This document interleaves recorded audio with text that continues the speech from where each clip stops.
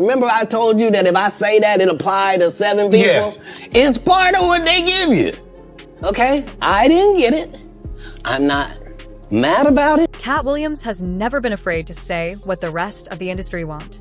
From a kiss caught on camera that haunted Birdman and Lil Wayne to Tyler, the Creator's lyrics turning his discography into a guessing game, to Suge Knight's vendetta against Dr. None of these rumors were ever confirmed until now. Prodigy. We begin with a name that carries enormous weight in the history of East Coast hip-hop. Prodigy of Mobb Deep. Albert Johnson, who tragically passed away in 2017, was one half of the duo responsible for what many consider to be the greatest hardcore rap album ever recorded. The infamous dropped in 1995, and alongside its follow-up, Hell on Earth in 1996. These two records cemented Mobb Deep as the definitive voice of the Queensbridge housing projects and an unshakable pillar of gritty street-level lyricism. Songs like Shook One's PT, I Didn't Just Chart. They became anthems for an entire generation of listeners who wanted their hip-hop raw and unfiltered. But behind the music, there was a relationship between Prodigy and his partner Havoc that, like many legendary duos in hip-hop history, eventually fractured in a very public and deeply ugly way. The rumors surrounding Prodigy's sexuality did not originate from outside observers or from tabloid reporters looking for a scandalous headline. They came directly from Havoc himself. In 2012, during the absolute peak of their feud, Havoc took to social media and tweeted accusations claiming Prodigy had engaged in homosexual activity while incarcerated. The post sent shockwaves through the hip-hop community, not just because of what was being alleged, but because the person making the allegation had been standing side by side with Prodigy for the better part of 2 decades.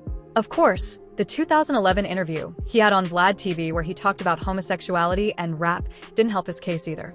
Yeah, it's a lot of gay stuff going on right now, man. The gay community is getting stronger and stronger by the day, it seems like. Prodigy denied the accusations in no uncertain terms. He fired back with diss tracks, made public statements, and left no room for ambiguity about where he stood on the matter.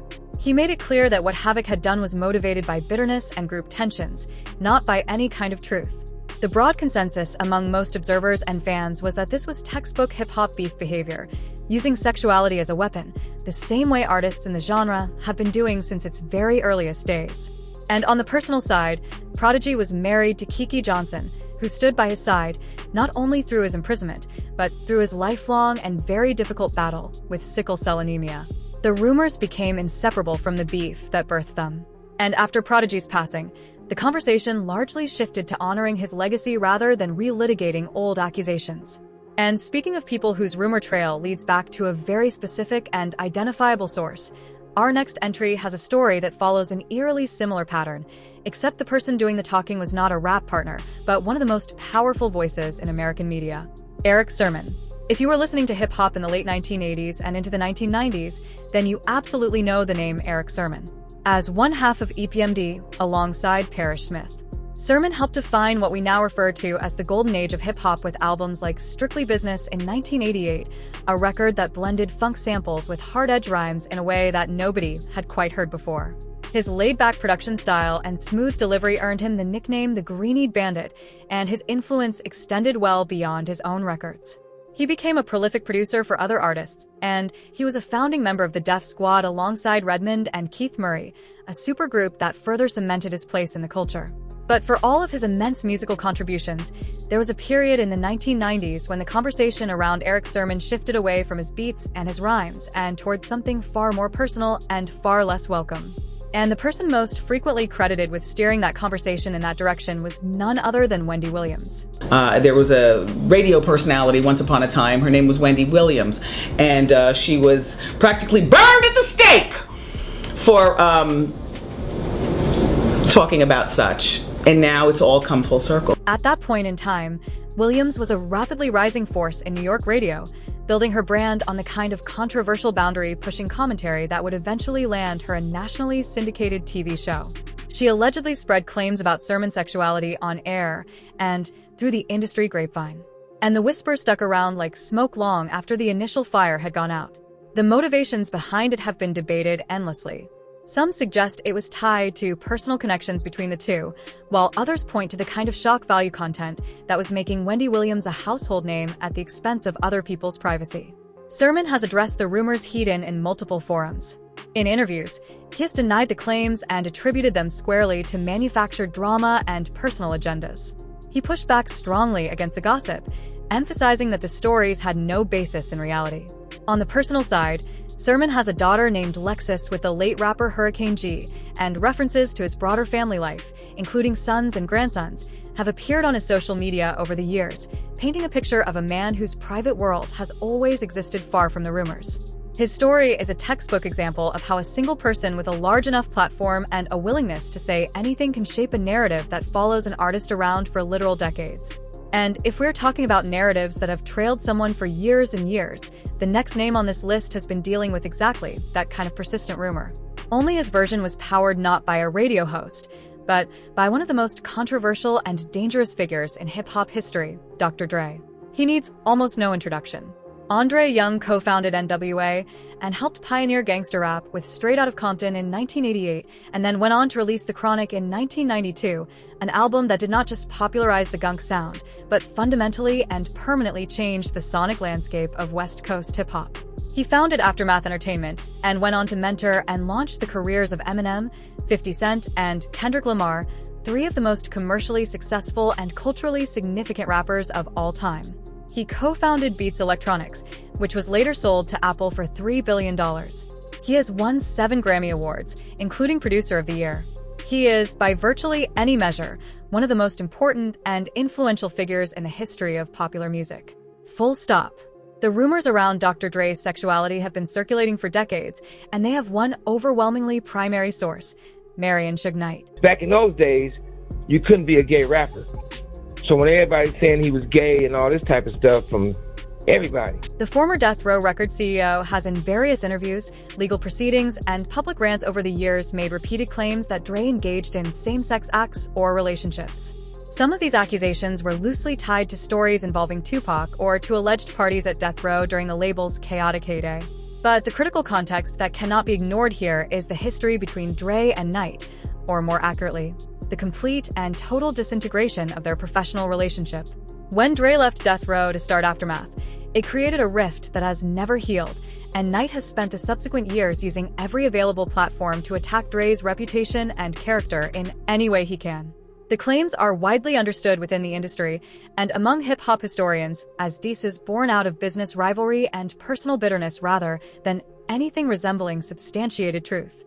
Dre's personal life includes a lengthy marriage to Nicole Young that lasted from 1996 until their divorce in 2021, and approximately 8 to 10 children with several different women, including early relationships with Cassandra Joy Green and the singer Michelle.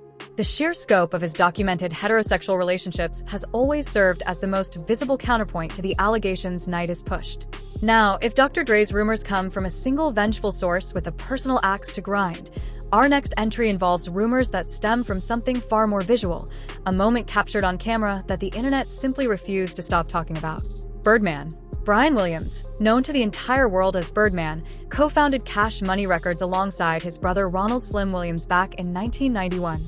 And through that label helped reshape the entire landscape and commercial trajectory of Southern hip-hop as one half of the Big Timers duo. He had legitimate crossover hits like Still Fly and Mom One Stunner. His solo albums, including Birdman in 2002 and Five Stunner in 2007, achieved moderate commercial success in their own right. But Birdman's real legacy, his true contribution to the culture, has always been as a mogul and a mentor. He is the man who built the machine that launched Lil Wayne into superstardom, and through Wayne's Young Money imprint, itself a subsidiary of Cash Money. The label would go on to introduce the world to Drake and Nicki Minaj. Birdman is, by any reasonable accounting, one of the wealthiest and most powerful figures in the entire history of hip-hop. But the conversation that has trailed Birdman like a shadow for years is not about his business acumen or his net worth. It is about a kiss. Multiple documented instances of Birdman and Lil Wayne kissing each other on the lips on stage in front of thousands of people in photographs that circulated widely became some of the most discussed and debated moments in hip-hop history. Photos from around 2006 and footage from as far back as a 2002 appearance on BET's Rhapsody made the rounds constantly on forums, blogs, and eventually social media.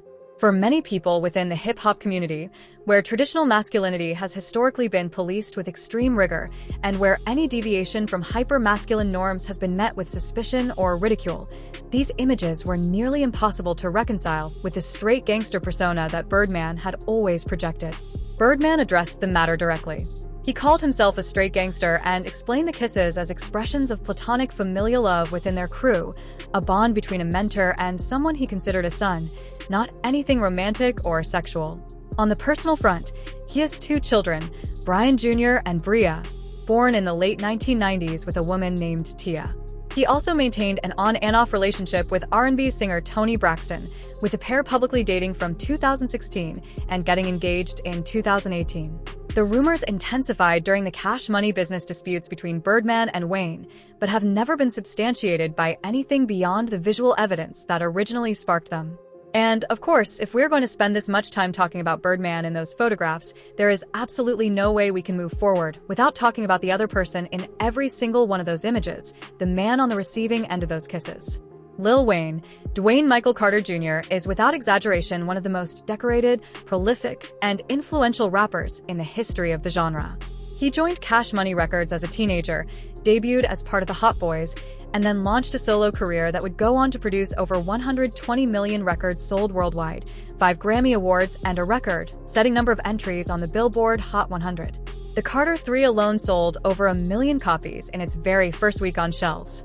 Powered by the inescapable hit Lollipop, he founded Young Money Entertainment and personally signed both Drake and Nicki Minaj, 2 artists who would go on to dominate the next decade of popular music. His mixtape output alone, projects like Dedication 2 and Dodge Out 3 could constitute an entire Hall of Fame career for any other artist. The rumors around Lil Wayne's sexuality are almost entirely and exclusively tied to those same images with Birdman, the on-stage kisses, and the photographs. Beyond that visual evidence, some observers pointed over the years to certain fashion choices, including tight-fitting or what some described as feminine-leaning outfits like leopard print jeggings. But in the broader and far more substantive context of Wayne's personal life, the evidence overwhelmingly and decisively points in a different direction. He has 4 children with 4 different women. His daughter Regina Carter with ex-wife Antonia Toya Johnson, a relationship that began when they were teenagers and included a marriage from 2004 to 2006 and sons with Sarah Vivian, Lauren London, and singer Nivea, to whom he was engaged at one point. His broader romantic history includes widely reported links to rapper Trina, singer and actress Christina Milian, and numerous others.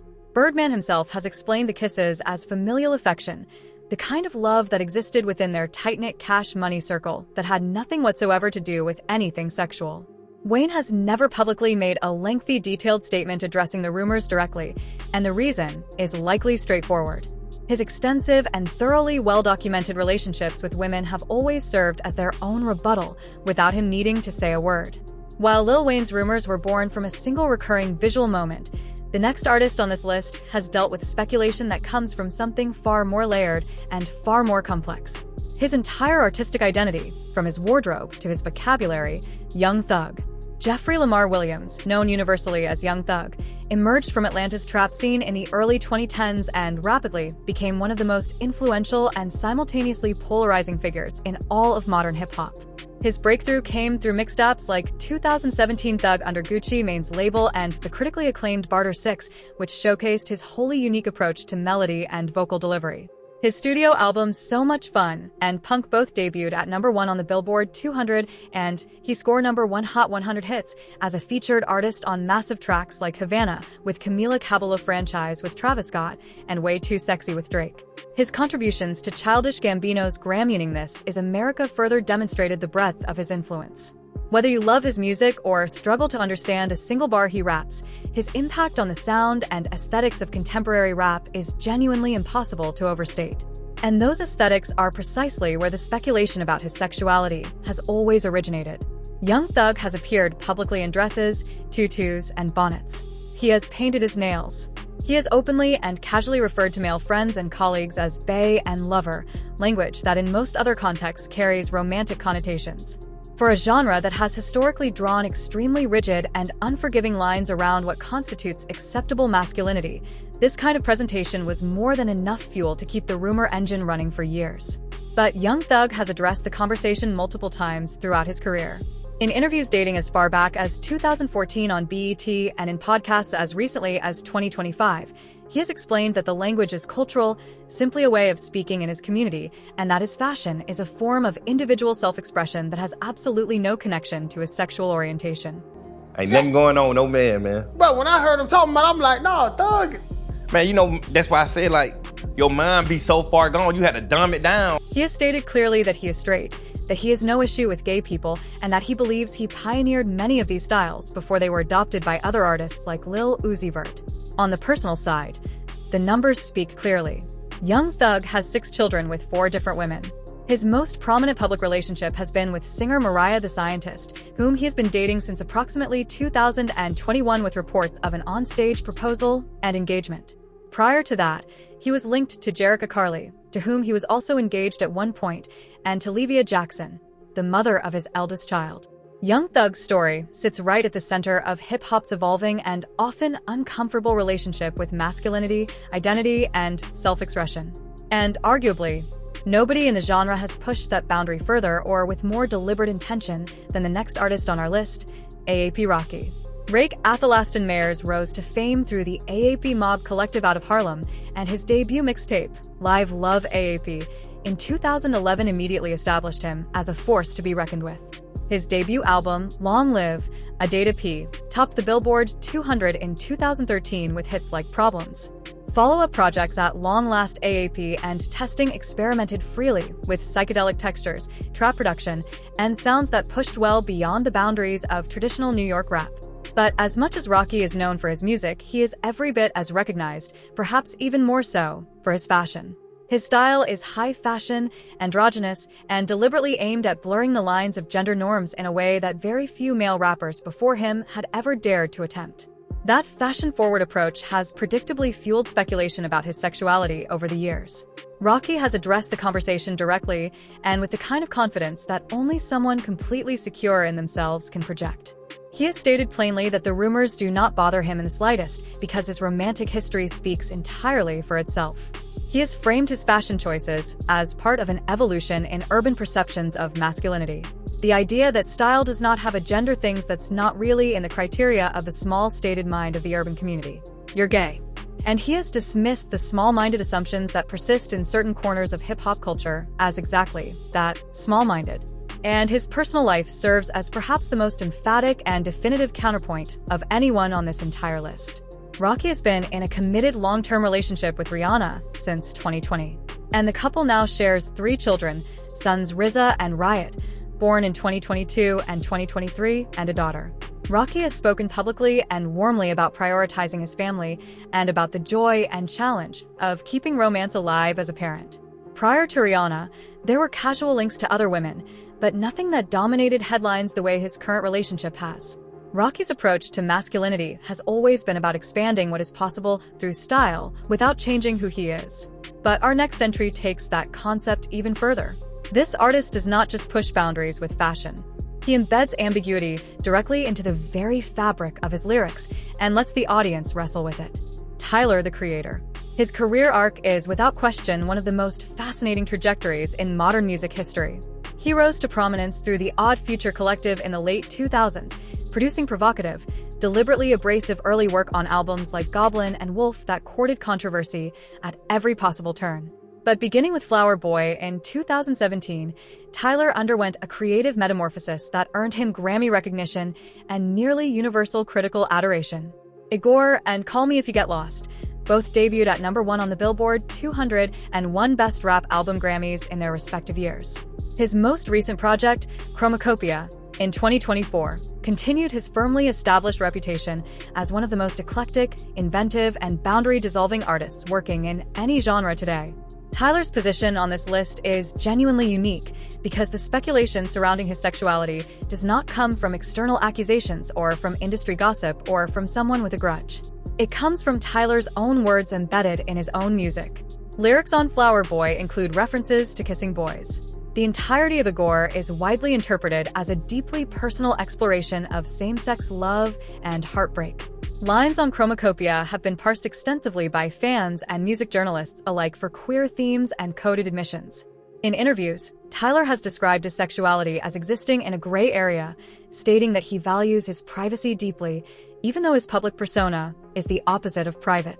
He has neither fully embraced a specific label for his orientation, nor has he categorically denied the interpretations that listeners have drawn from his music. His personal life reflects that same deliberate ambiguity.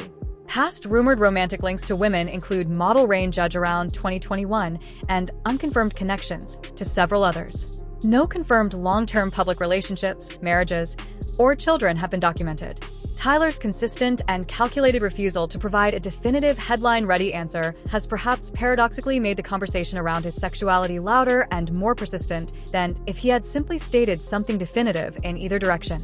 And his artistry is precisely the kind that thrives in that productive tension between revelation and concealment. Tyler lets his art speak for him and leaves the rest to interpretation. But our next entry is someone who has had to respond not to the implications of his own lyrics, but to direct and pointed claims made by people who were once part of his inner circle. Busta Rhymes. Trevor George Smith Jr. has been an undeniable force in hip-hop for well over 3 decades, and his longevity in the game is a testament to both his talent and his relentless work ethic. He first burst onto the national scene as a member of Leaders of the New School before launching an explosive solo career that has now spanned 11 studio albums. Landmark releases like The Coming, which gave us the unforgettable Waha, got you all in check. And When Disaster Strikes and Extinction Level event showcased a level of kinetic energy, rapid-fire delivery, and sheer charisma that few rappers in the history of the genre have ever been able to replicate. His career has stretched from the golden age through the mainstream era and into the modern landscape, with recent releases like Extinction Level Event 2 in 2020 and Blockbuster in 2023 proving that he has no intention of slowing down. The rumors around Busta Rhymes resurfaced in recent years, primarily through claims made by individuals described as former bodyguards or members of his entourage. A person going by the name Big Homie CC allegedly made claims suggesting that Busta had shown interest in men at clubs and in VIP sections, with the stories reportedly dating back to approximately 2012. Older gossip had also circulated for years before that, with some people loosely connecting the rumors to his flashy personal style or various associations within the industry. None of these claims have ever been verified or corroborated by independent sources. Busta has largely either denied or outright ignored the accusations.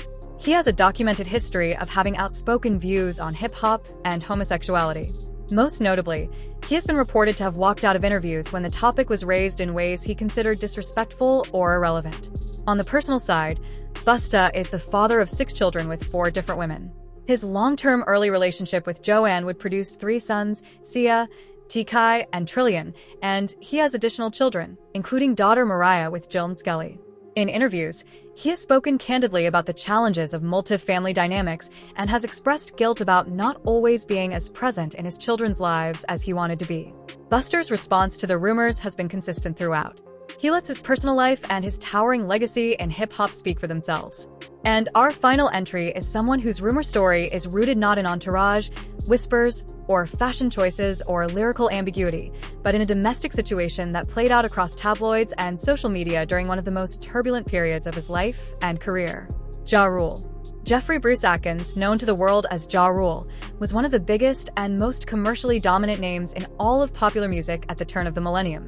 His debut album, Vini Vedi Vedi, went platinum in 1999 on the strength of tracks like Holla Holla, and the extraordinary commercial run that followed cemented his place in history.